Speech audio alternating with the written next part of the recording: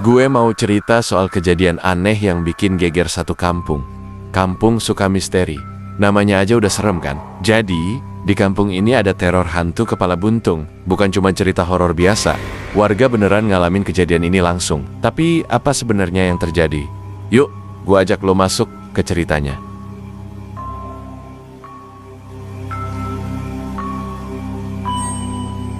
Semua orang di kampung itu bertanya-tanya, kenapa hantu kepala buntung ini balik lagi? Dan kenapa dia cuma muncul pas malam Jumat Kliwon? Ada yang gak beres di sini.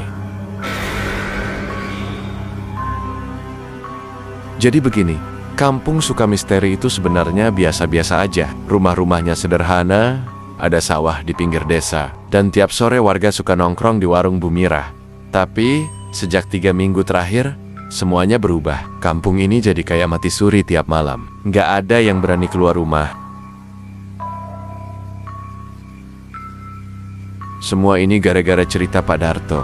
Dia petani tua yang pertama kali lihat hantu itu. Suaranya gemetar waktu dia cerita ke warga di warung. Gue lihat sendiri, badannya jalan tapi kepalanya nggak ada. Di pematang sawah pas gue mau pulang. Kata Pak Darto sambil megang cangkir kopinya yang udah dingin.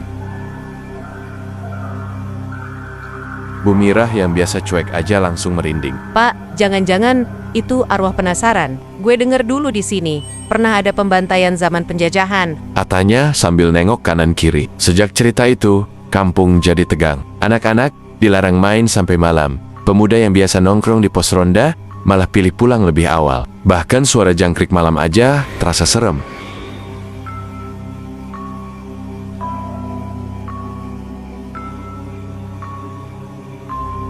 Salah satu keluarga yang kena dampaknya itu keluarga Pak Surya. Anaknya, Nia, pernah cerita kalau dia lihat bayangan aneh di luar jendela kamarnya. Ayah, tadi aku lihat ada bayangan besar nggak ada kepalanya di luar, kata Nia dengan suara bergetar. Pak Surya coba nenangin. Udah Nia, mungkin cuma perasaan kamu aja, besok kita pasang gorden lebih tebel. Ya, katanya sambil senyum tipis. Tapi di hatinya, Pak Surya sendiri ketakutan.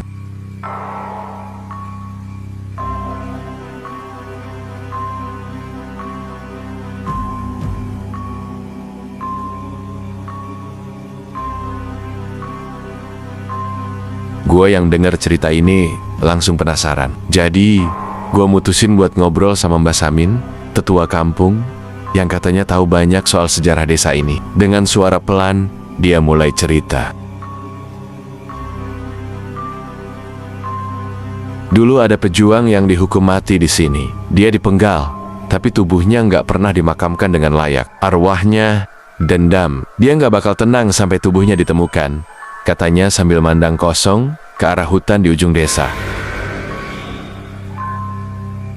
Gue nanya, Mbah, kalau kita mau ngusir dia, caranya gimana? Mbah Samin cuma jawab pendek, cari tubuhnya. Itu satu-satunya cara.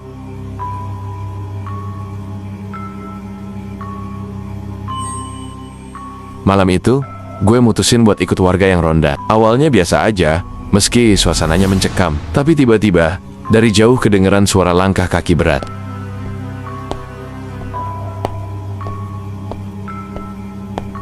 Semua langsung diem. Pak Darto yang bawa senter, coba arahkan cahayanya ke suara itu. Tapi sebelum terang benderang, suara langkahnya berhenti. Pak, itu apa ya? Bisik salah satu warga. Belum sempat jawab, pintu pos ronda kebuka sendiri dengan keras. Dan di depan kita, berdiri sesosok tubuh besar tanpa kepala. Semua orang di pos langsung panik. Setelah kejadian itu, warga sepakat buat nyari tubuh yang disebut Mbah Samin. Beberapa orang pemberani mulai gali tanah di hutan dekat pematang sawah. Dan lo tahu apa yang mereka temuin? Bener, kerangka tubuh tanpa kepala. Akhirnya, kerangka itu dimakamkan dengan layak di pemakaman kampung. Sejak saat itu, teror hantu kepala buntung berhenti. Tapi buat warga, kejadian ini jadi pelajaran. Masa lalu yang gak selesai, bakal terus ngikutin sampai ada yang membereskan.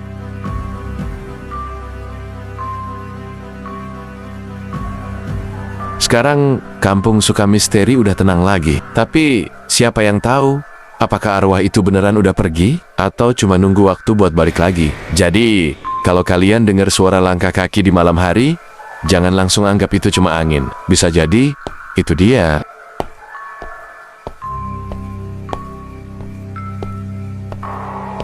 Sampai jumpa di cerita horor selanjutnya. Jangan lupa like dan subscribe ya guys.